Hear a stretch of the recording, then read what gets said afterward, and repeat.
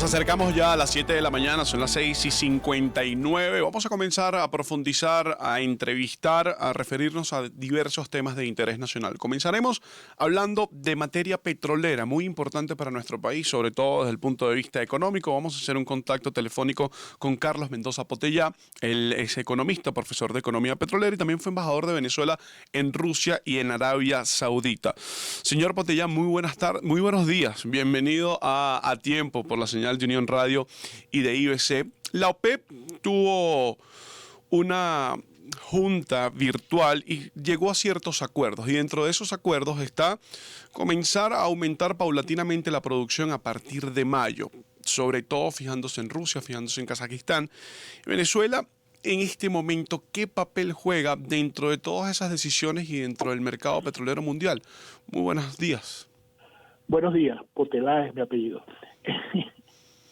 Mire, la pregunta me complica la vida porque realmente Venezuela no tiene nada que buscar allí, en el sentido de que ella está liberada de obligaciones de recorte. Prácticamente no cumple con la cuota que tiene, más bien. En cualquier caso, si Venezuela milagrosamente recuperara su capacidad de producción, todavía le falta muchísimo para llegar al nivel en que tendría una cuota. En cualquier caso, está liberada del compromiso de no aumentar la producción. Y ojalá Venezuela pudiera aumentar su producción. Siempre va a estar disponible la cuota que tiene en la OPEP. Bueno, llegó a producir 3 millones y estaba en la OPEP. Así que ahorita que está produciendo 600,000, 700,000, tiene una manga anchísima para hacerlo. Lo lamentable de todo eso es que no lo va a hacer inmediatamente. Ahora, esa falta de producción y esa capacidad que usted dice que no tiene justamente para entrar dentro de la discusión de la OPEP, o al menos de lo que se estaba hablando la semana pasada, ¿le ha restado peso a Venezuela dentro de ese conglomerado de países? ¿Venezuela ya no tiene la misma influencia o el mismo poder desde el punto de vista petrolero? Desde luego que no.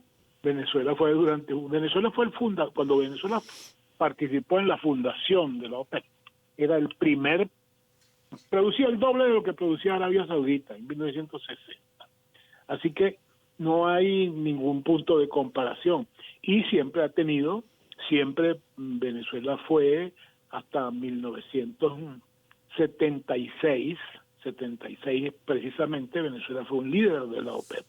En el 76 comenzó una política de desmovilización, una política contraria a la OPEP, dirigida desde el Estado venezolano por la PDVSA meritocrática, que, bueno, comenzaron planes de expansión y de producción violando cuotas de la OPEP en momentos en que el mercado estaba muy deprimido, que los precios cayeron hasta el 86 a su mínimo, y Venezuela contribuyó a eso sobreproduciendo. En los años 92, 98 también sucedió lo mismo, y el precio del petróleo por violación de la PDVSA meritocrática llegó a $7 el barril. Eso dañaba a todo el mundo, y por iniciativa norteamericana del secretario de Estado de ese momento, igual que sucedió con Trump, hicieron una serie de movidas con Noruega, Arabia Saudita, México, para rodear a Venezuela y convencerla de que tenía que defender los precios. Y en el 99 se comenzó de nuevo el cumplimiento de la cuota OPEP. Pero eso duró hasta el 2005, cuando renacieron los planes expansivos y los planes de que vamos a ser primera potencia. Y bueno, siempre ha habido pues una contradicción entre la posibilidad de producir petróleo dentro de los marcos de las condiciones del mercado y amoldándose a una política conjunta de los países exportadores de petróleo, por la de tirárselas de vivo, pues para decirlo en venezolano, y bueno, salir diciendo que estamos cumpliendo la cuota y violentándola. Eso produjo en el 86 una reacción de Arabia Saudita, que se lanzó a producir masivamente, y fue cuando los precios cayeron más profundamente en ese tiempo. Y luego en el 98 Bueno, eso no lo aguantó nadie, porque cuando los productores venezolanos, norteamericanos, presionaron al gobierno de los Estados Unidos para que presionara a Venezuela, para que restituyera la disciplina productiva en el seno de la OPEP. Ahora, Eso no es, y viendo usted que eso sucede también el año pasado con Trump, ¿no? Trump, los norteamericanos se movilizan porque, bueno, en este caso no era por culpa de Venezuela, pero la caída de los precios le conviene a los consumidores hasta cierto tiempo, pero a los productores gigantes no le conviene, pues. Ahora, cuando hablamos del mercado interno y de esta producción petrolera, la agencia británica de noticias Reuters reporta que se comenzó un poco la producción de gasolina en Puerto La Cruz.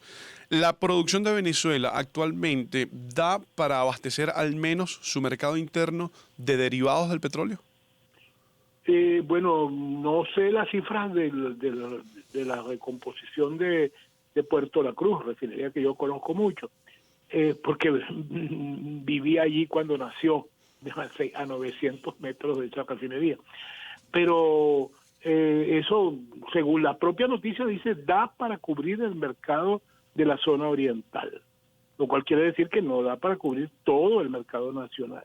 Ahora, el mercado nacional venezolano ahorita está bastante deprimido por las circunstancias económicas totales, pues. Entonces, en verdad no es muy grande y unos 80.000 barriles o 100.000 barriles diarios de gasolina, que sería era incorporando algo del palito y de cardón, cubriría con creces el deprimido mercado nacional. El parque automotor se ha reducido, el uso es mínimo y bueno, sí, lo que haría eso sería, sí, desde luego, aliviar la necesidad de importación. Ahora, la necesidad de importaciones de componentes no se atenúa porque la gasolina que se produce sale natural y la gasolina que se necesita para el consumo del parque automotor nacional requiere otros aditivos para lograr el octanaje requerido y sobre todo el aditivo fundamental para eliminar el plomo, que es el MTBE o TAME, que son aditivos químicos que incluso se fabricaban aquí antes y ya no se fabrican y hay que importarlos. Y entonces, bueno, siempre va a haber una importación de productos.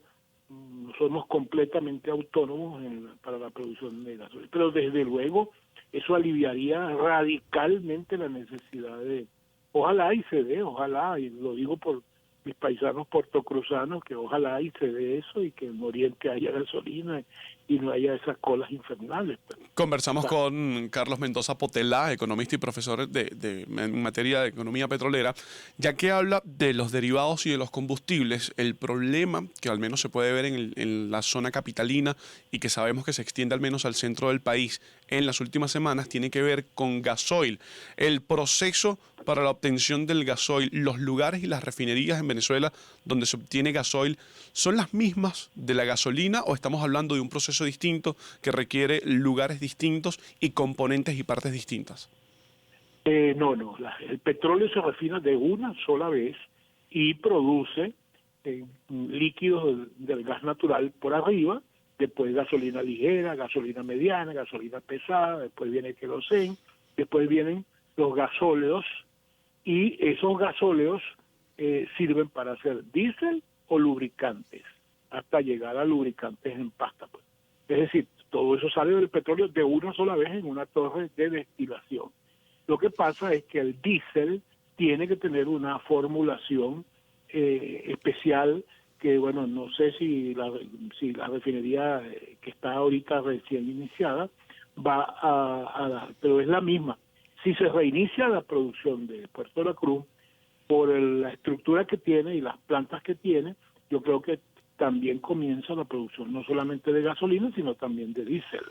Que ahí lo que pasa es lo mismo que pasa con la gasolina, que va a requerir algunos aditivos adicionales, pero la masa va a estar allí ya de este lado, pues.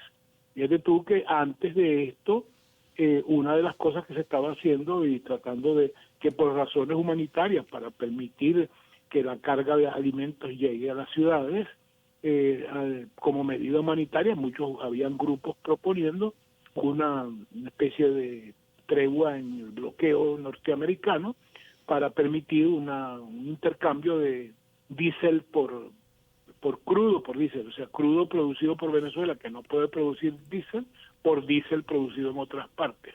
Sí, un intercambio que favorezca sobre todo al sector económico y al sector del transporte público, porque son estos los vehículos que más utilizan ese combustible. El diésel es el vehículo, es el combustible. Los motores diésel, el gasoil es un diésel, y el diésel es una formulación especial de gasoil. Y entonces es lo mismo, el diésel es el motor con el que funcionan y el motor le da nombre al combustible, pero en verdad es un gasoil que se llama diésel porque sirve para motores diésel. Sí, de hecho, y debe su nombre a el señor Rudolf Diesel, que es uno de los creadores del motor de combustión interna. Señor Carlos Mendoza Potelás, quiero agradecerle su tiempo y su disposición para conversar con nosotros esta mañana y hacernos entender un poco cómo está funcionando todo el tema del mercado petrolero mundial y la referencia con Venezuela. Muchas gracias. De nada. Bien, vamos a hacer nosotros una nueva pausa y ya regresamos con más. Esto es A Tiempo por Unión Radio Noticias y por USA. Ya venimos.